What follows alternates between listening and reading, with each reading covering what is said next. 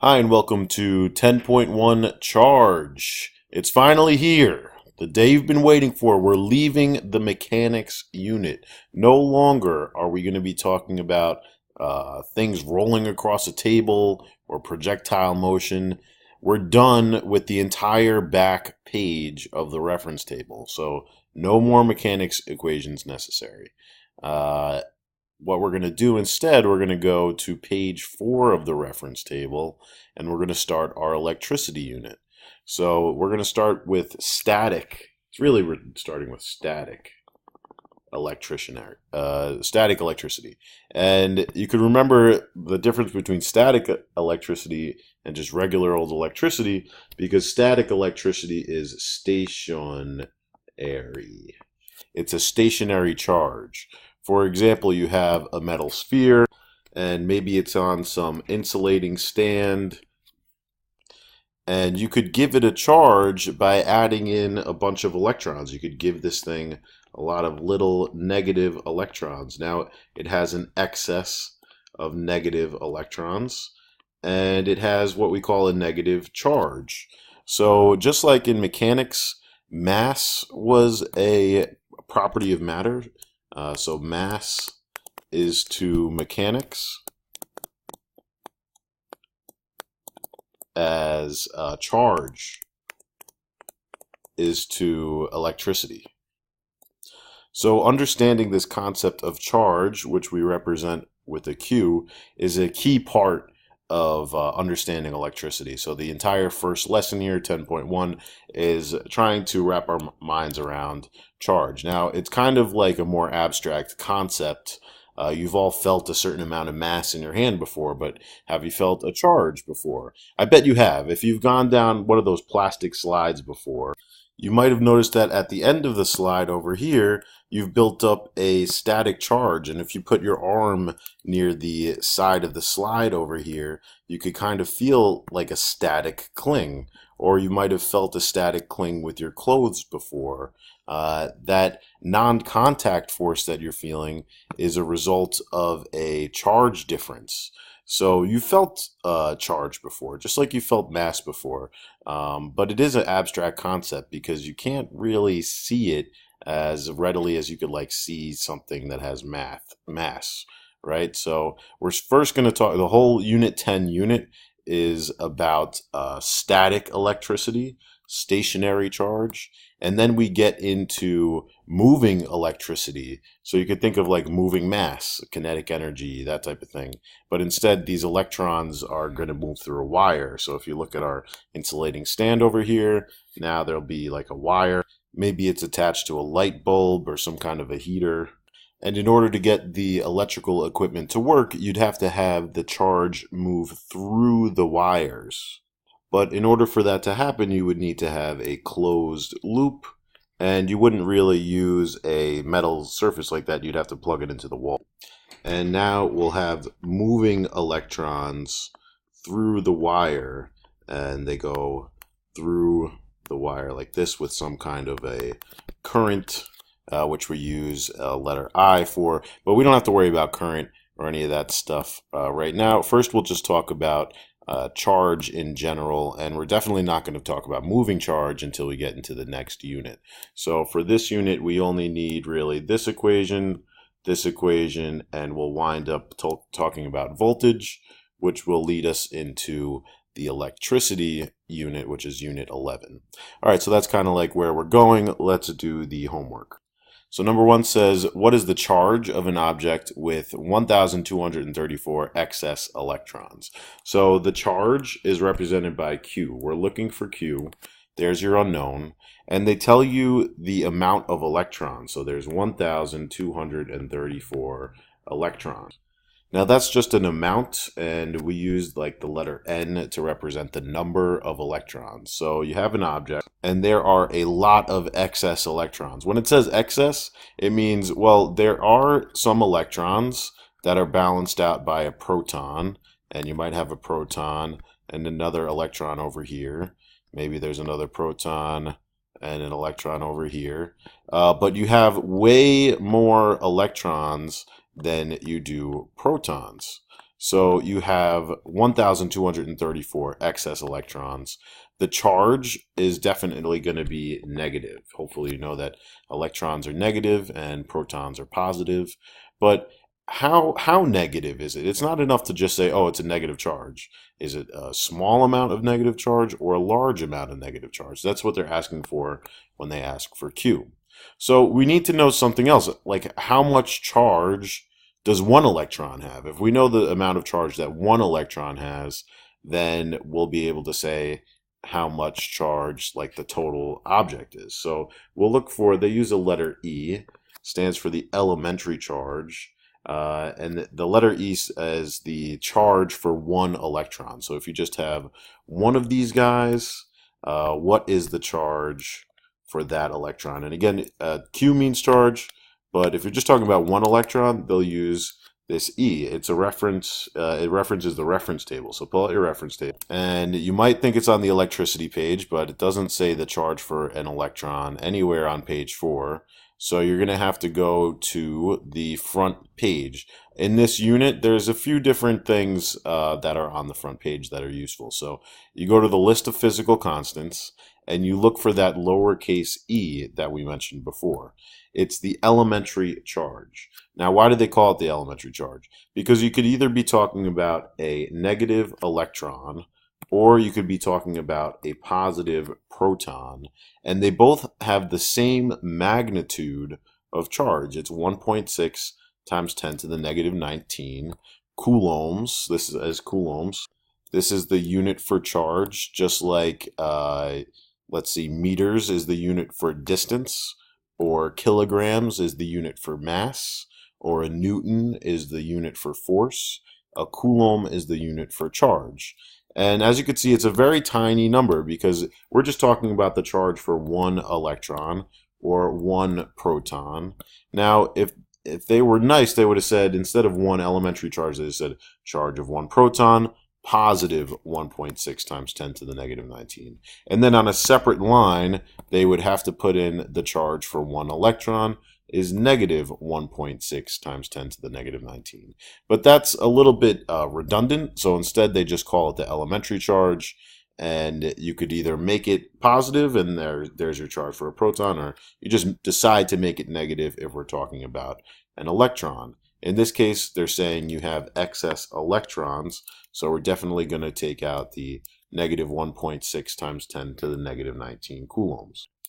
So that's the charge for one electron, negative 1.6 times 10 to the negative 19 coulombs. If you were going to write it out, it would be 0.18 zeros and then 16 coulombs of charge. That is the charge for one electron if it's negative, right? And if it's positive, it's for a proton. It's a super tiny amount, all right? But we don't just have one electron. We don't have just two electrons, which would be 0.00000032 or 3.2 times 10 to the negative 19 coulombs. We have 1,234 electrons. So in order to determine the total charge, we would have to do like a conversion, or you could use a formula. So the formula that I like to use is the total charge, Q, is equal to the number of electrons times the charge on each electron. So Q is equal to NE. So we say the total charge is equal to, well, in this case, I have 1,234 excess electrons that aren't being canceled out by a proton. And the charge for each one of those electrons is negative 1.6 times 10 to the negative 19 coulombs. And you get a total charge of 1.6 times 10 to the negative 16 coulombs. Still a pretty small amount, but it's actually much larger than the charge for one electron. And again, the answer is in terms of coulombs because we're talking about the charge. All right, some people don't use this formula, though. They use the good old conversion factor way. So I'll show you how to do that really quick, just in case you're curious on how to do it. I know a lot of my students love this method, right? So if you have 1,234 electrons, you want to multiply that by a conversion factor. And electrons are in the numerator here, so you put them in the denominator. and it's asking for the total charge. So we want, okay, how much charge, how many coulombs of charge is equal to 1 electron? So 1 electron, and you look in your reference table, 1 electron is equal to negative 1.6 times 10 to the negative 19 coulombs. So just like we converted units earlier in the year, and every so often you have to convert some units, this method still holds true. You can use this for all of these problems if you'd like, instead of the formula. And you're basically doing the same math. Didn't we just do 1,234 times the charge for an electron? Yes, we're doing the same thing. That times that, and you get the same answer. But not all of my students like this method. They'd rather just have a formula and plug in the numbers, but hopefully they understand the concept either way. All right, number 2. It says, how many electrons does it take to carry negative 10 coulombs of charge? So it's almost like the same situation. We have an object where there's an excess of electrons. It has a negative charge, and the negative charge is equal to negative 10 coulombs. And it's asking for how many electrons does it take to get that amount of charge. And we know, again, the charge for each electron is negative 1.6 times 10 to the negative 19 coulombs. So you could do that conversion factor thing again, or just plug it into Q is equal to NE. You get negative 10 is equal to N, the number of electrons, times the charge for each electron. And what you end up doing, and this is a coulomb and this is a coulomb, right?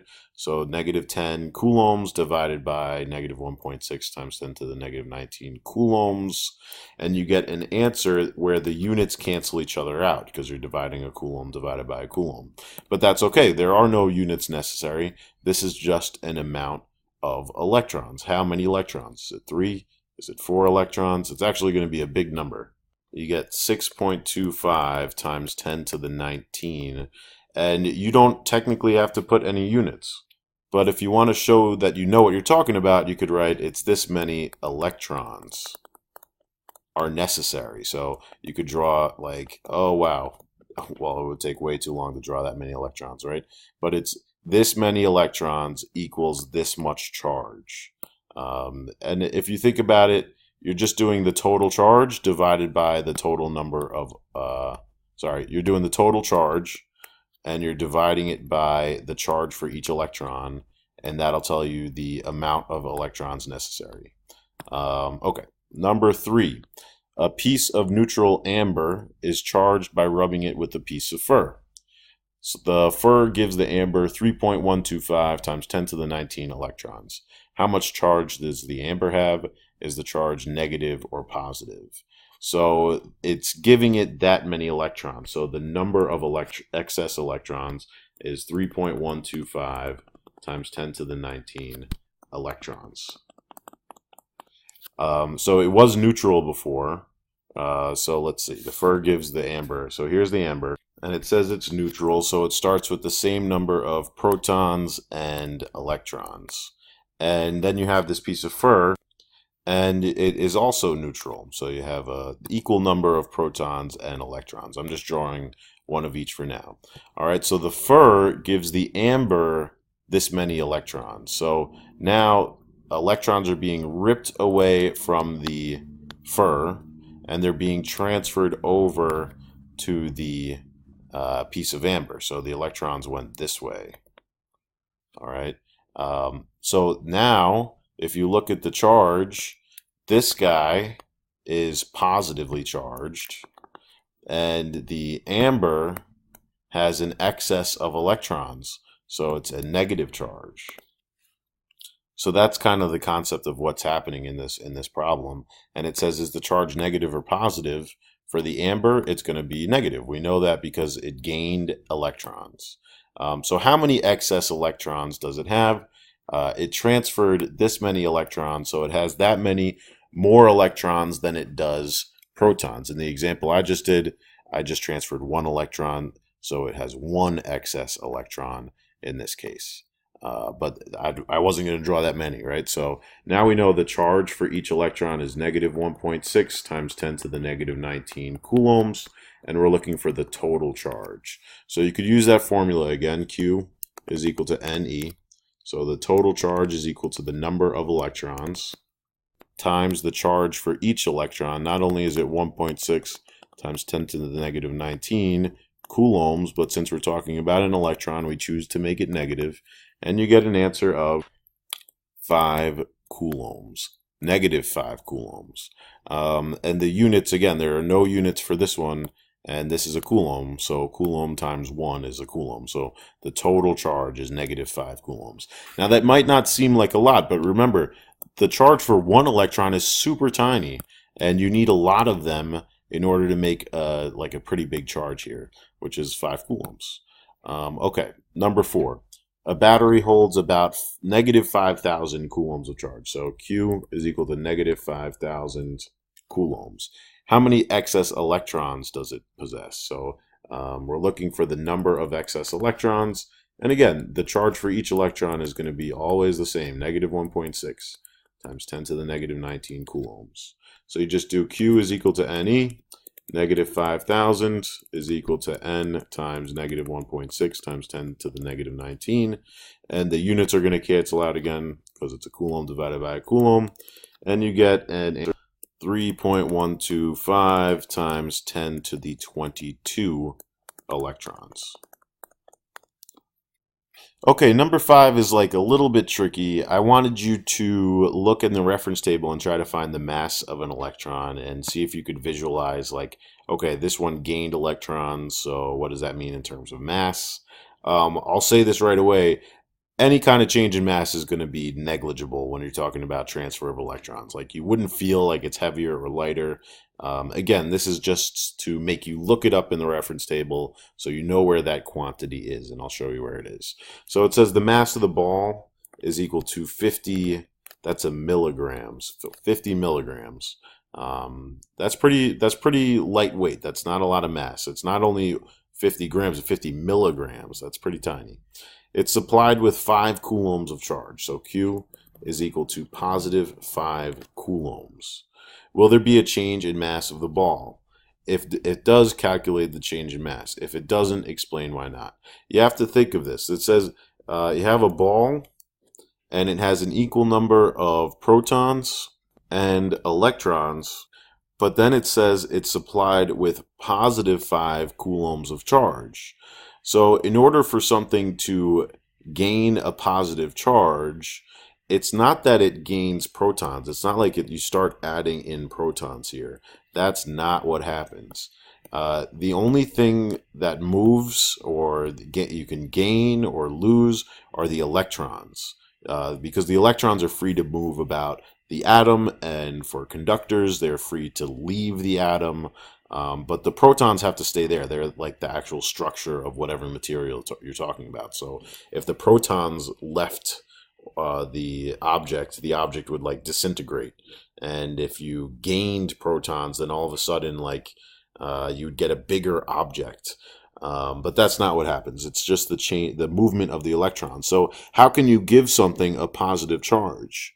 Well, it's not really like you're giving it something. It's more like you're taking something away. Let's take away 1 electron. Now, all of these atoms neutralize each other, and you're left with a positive charge. You have 1 more proton than you do electrons. So this would have a charge of positive 1.6 times 10 to the negative 19 coulombs. But instead of just 1 proton, we're going to have a lot of excess protons. So that means we took away a lot of electrons. So now, as you can see, there is a excess of protons, and there would be a positive charge. And we got that just by taking away the electrons. The electrons all left the object. Maybe they went to a different object. Maybe they went into the ground. But that's how you give something a positive charge. It's by taking away electrons. Now let's think about this. If the electrons are all leaving the object, what does that mean in terms of its mass? You just lost some electrons, right? Do electrons have mass? Let's look it up in our reference table. As you can see here, it says the rest mass of the electron, the proton, and the neutron. Here we're losing electrons. So for every electron that we lose, we're losing this many kilograms of mass. As you can see, it's a super tiny amount of mass, so it turns out to be negligible. But I really just wanted you guys to visualize, okay, the electrons are leaving, and the electrons each have a mass of this much. So technically it would be losing that much mass because the electrons are leaving the object. So first we have to calculate the number of electrons that are leaving the object. And remember, the charge for each electron is negative 1.6 times 10 to the negative 19 coulombs. And you could do Q is equal to NE. We have positive 5 coulombs of charge. That means the number of excess protons is what we're talking about in this case, because it's a positive charge, right? So I should make the positive. We're talking about the number of excess protons, so it's the positive version of the elementary charge, 1.6 times 10 to the negative 19 coulombs. Again, the coulombs divided by a coulomb cancel out, and this many electrons, so we have this many excess protons, 3.125 times 10 to the 19 extra protons, which means that many electrons has left. So we have 3.125 times 10 to the 19 electrons left the object. So if they're looking for the change in the mass, you just take that number of electrons and multiply it by the mass for each electron, which again is 9.11 times 10 to the negative 31 kilograms. So technically you lost 2.85 times 10 to the negative 11 kilograms of mass, which is a very small, negligible amount, but we could calculate it for fun nonetheless. All right, have a good day.